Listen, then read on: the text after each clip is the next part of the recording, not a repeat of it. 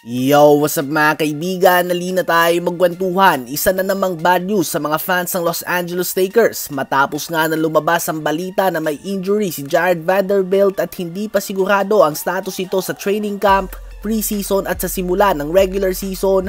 Ngayon naman ay inanunsyo na inoperahan sa tuhod si Christian Wood, dahilan kung bakit ito ay out sa susunod na 8 linggo. Tiyak nga na out na siya sa training camp at preseason, habang expected naman na siya ay mananatiling out sa unang linggo ng regular season. Subalit ang malaking bagay nga dito ay injury ito sa tuhod, so apektado nga ang kanyang cardio dito o kaya naman stamina, dahil hindi ka nga makakatakbo o makakatalon kapag sa tuhod ang injury mo.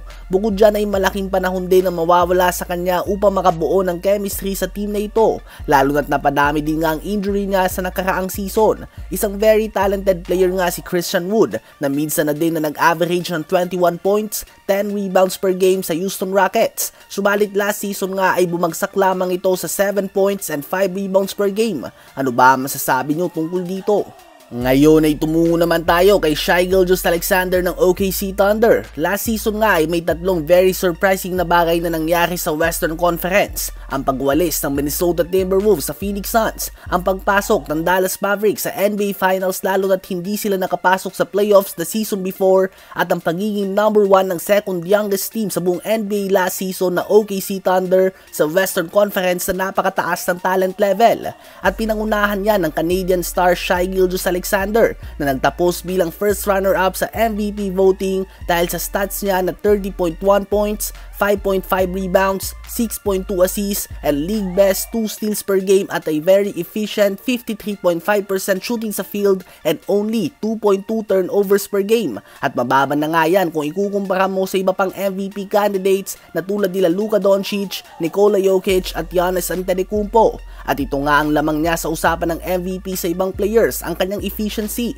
Subalit ang 2024-2025 NBA season na nga ba ang MVP season ni SGA? Well, ang pinakamatindi niya nga na makakalaban dito ay si Luka at si Jokic. Most likely kung mataas nga ang record ng Mavs last season ay si Luka ang MVP, dahil pagod na nga ang NBA na ibigay kay Jokic ang award na ito. At kung maaangatan nga ng Mavs ang record ng OKC ngayong season, malamang ay si Luka nga mga kaibigan na magwawagi ng MVP. Subalit kung same case last season na number 1 ang OKC sa West, mukhang ibibigay na nga ito kay SGA regardless kung gaano kaganda ang ilalaro ni Jokic dahil sa voters fatigue na tinatawag. Ganun pa man, who knows? Malay nga natin ay may mga player na magkaroon ng big jump this season. Malay natin ay bumalik din sa MVP conversation sila Ja Morant, Stephen Curry, LeBron James, KD o kung sino pa.